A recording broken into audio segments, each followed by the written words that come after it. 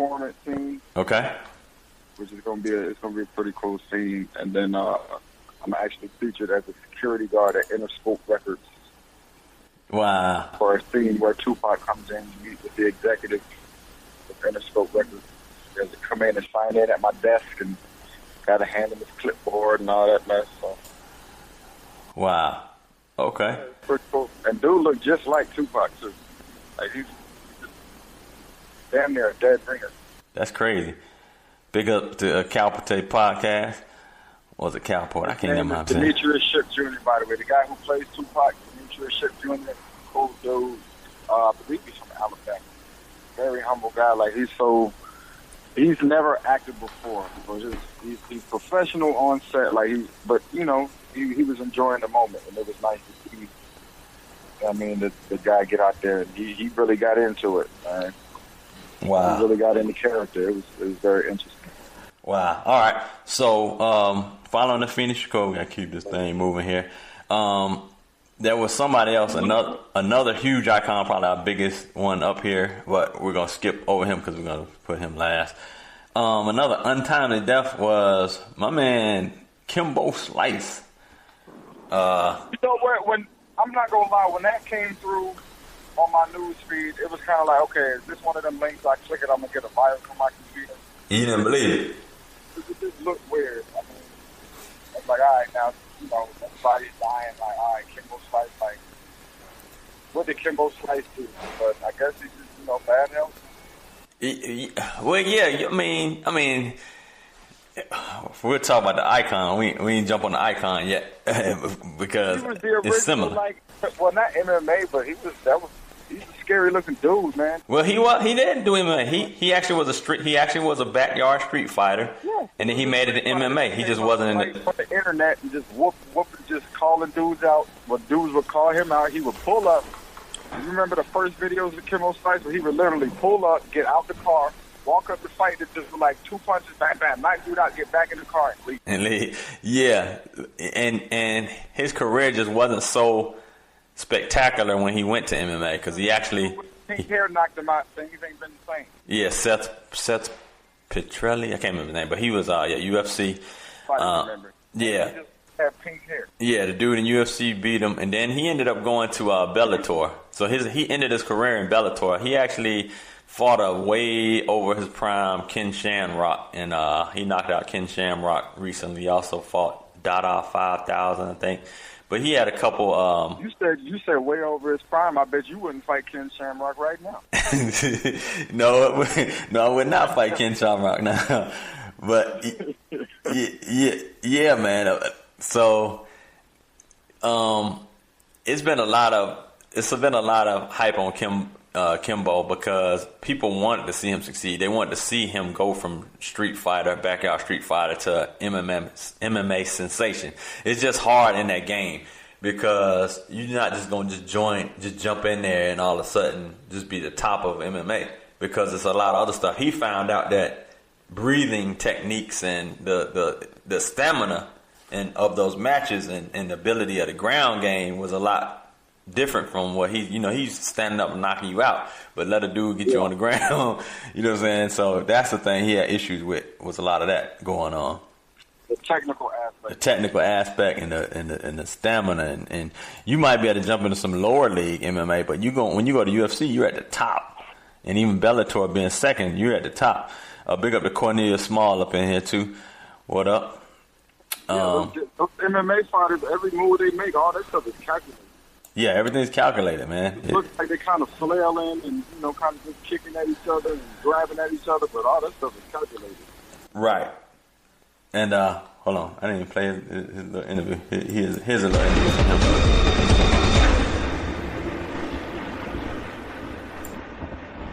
him. Nah, not at all. Not at all. I just, I know how to stay focused. That I could, block that out. My main focus and objective would be my opponent, in anything. It's the guy that's in front of me, that's willing to do harm to me, you know what I'm saying? So my mind is already set for me to do what I have to do.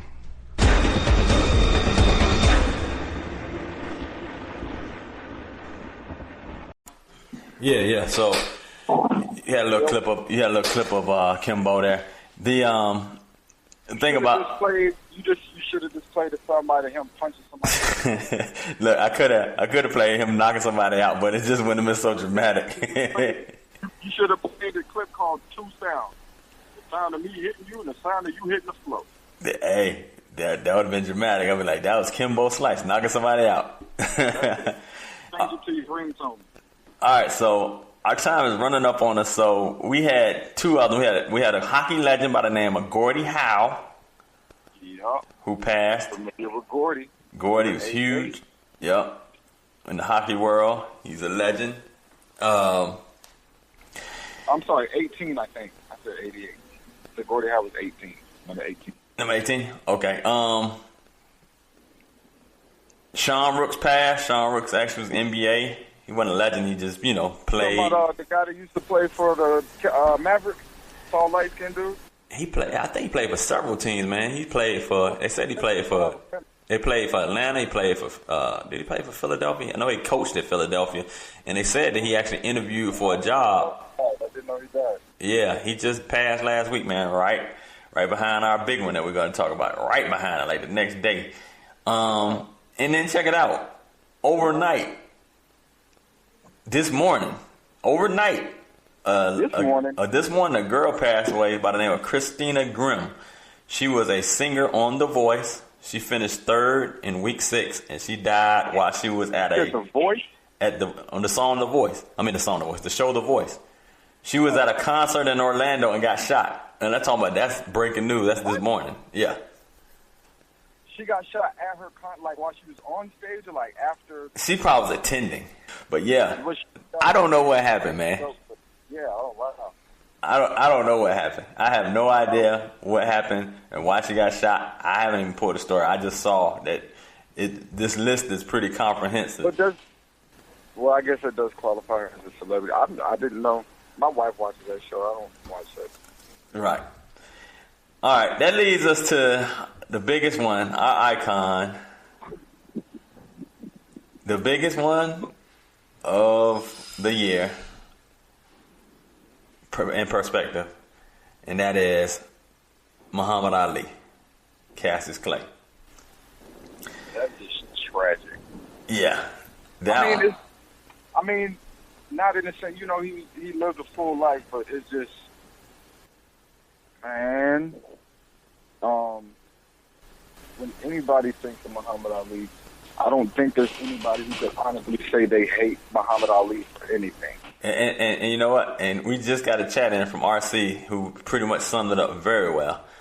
He said there was so many layers to the life of Muhammad Ali. What he did as a fighter, his relationship with Malcolm X and the Nation of Islam, taking on the government and winning, and how he went from being the most hated to becoming the most beloved athlete of all time after he lost his ability to speak. Hey, speaking of that, RC, that's a good thing. I just remembered something. I have a good friend of mine named Ryan Marshart. He's an airline pilot. And he actually said that he had Muhammad Ali on one of his flights one day. Right. And this is not recently, but not too far back, where, he doesn't have the ability to speak, but how he communicated with people on the flight, he sat there and drew pictures for everybody on the plane. Really? Like sitting there with a pad and like a pencil or a marker or something. He was just drawing pictures, just drawing random stuff. And it wasn't just like scribble, scrabble drawings. Like he was drawing stuff that was like, oh, wow, that's nice. And just giving it to people on the plane. His wife was there, who had always been there. She was, kind of keeping people, at bay from him and just let him do his thing. He would talk to people. He never told anybody no. I remember actually when I was younger, of course my dad was a big Muhammad Ali fan. Everybody's a Muhammad Ali fan. Right. But we had the opportunity to meet him in Tennessee when I was younger. Right. At a promo he did when he had a cologne that came out. Right. And it was at a mall, and one of his wife lost the earring in the mall. My sister found it. We returned it to their security guard. His sister thanked us and brought Muhammad Ali over and kissed my sister on the forehead, and my dad went ballistic. That is crazy. Oh. the whole, we never washing our hair again. Oh, you ain't never taking a bath. Oh, you better not never get. And he was talking in the Muhammad Ali voice, which is crazy. So, like, yeah, man, Muhammad Ali, just to be around him, it's surreal. Yeah, I'll never forget that. Like, I'll never forget. It's like watching him walk past, like watching everybody's part, and everybody's just in awe, just watching this man. The thing about Cassius Clay / Muhammad Ali was his polarizing. Like I said, people. I mean, everybody's have spoken about him all week. I haven't done a show on it because there was so many other shows that were, being put out about him and what Muhammad meant for them in their first interaction, their first discovery of Muhammad Ali. Mine was because of my age, everything was post Muhammad Ali. I never got to see him in his greatest. I didn't get to see the matches. I saw when he was past his prime and fighting people. But you know what? There's. I don't think there were ever actually like a post Muhammad Ali. Like, he's going to transcend all of time, like through history. Like, that man is one of those live forever people. Right. Like, exactly. Post Ali, like maybe post fight Ali. You know what I mean? Post fight career Ali. But even after that, like, his career was being a communicator. Like, that should probably be his nickname, the Great Communicator. The Great Communicator. Dang, that's funny. That's a nickname my father gave to me too. He had a way to make anybody understand anything. Right. Yes. And if you look at it, it's just like people, like I said, people, like RC said, people tried to hate my man coming up, but you got to look at the logic here. You got to look at, when you look at war and you look at the type of stuff that occurred, during that time, and war itself is always controversial, but it's like when they tried to call him a draft dodger, you know what I mean? Like, him avoiding going over into the war. Look, and it made sense, huh? People don't even look at the bigger picture of that. They're looking at the draft dodging thing, right? And the big speech he gave where, he's talking about no Viet Cong ever called me nigga and all that kind of stuff and blah, blah, blah. Like, it's true. Like, he was speaking the truth. Like, why you got me going over here fighting this war to these people? Why am I fighting for the people who was messing with my people to go mess with other people? Exactly. Like, why would I do that? Like, why would I do that when you guys don't even give me the, the right, the same rights as you do here where we live at? Right. Like, why would I? Right. You guys are, the ones that are treating people crazy. Like, why like all that, man. And then the fact that two people don't realize after the stuff he knew he was risking by doing that. Right. They stripped him of his titles. They banned him from, not only did they ban him from fighting in the U.S., they stripped him of being able to get a visa so he couldn't go overseas and fight. Like, they literally took that man's ability, his livelihood away from, well, I should say tried to, because we're talking about Muhammad Ali here. That's a whole different being, the person. They tried to take, his way of, his means of providing for his family, which was his fighting, away from him. He knew what he was up against, and he didn't care. They threw him in prison, and then he still is the greatest, probably one of the greatest men to ever walk the earth. Right. RC made a good point too. RC was saying when Ali was an amateur, he met his idol, which is Sugar Ray Robinson, which is the greatest of all time. And they said Robinson did the big time thing on him, wouldn't sign an autograph or whatever. So after that, Ali made a promise to be nice to every fan and sign every autograph past that. Yep. And that's memorable, man. I mean, that's big time. Being a celebrity, man, it's already tough because you got so many people coming up at all times. You're out with your family. That's what you sign up for. Right, and to take time out even after all of that and say, yo, I am going to take time out. I don't care if I'm late 10, 15 minutes going to here or leaving this block and still taking it. There's people will wait on Muhammad Ali. I bet you Delta will change their whole flight schedule because Muhammad Ali's standing in the terminal signing autographs. People's plane's gonna be late. Oh, that's Muhammad Ali. Put that on the schedule. We'll be leaving late today. Right. Right. You know what I mean? That's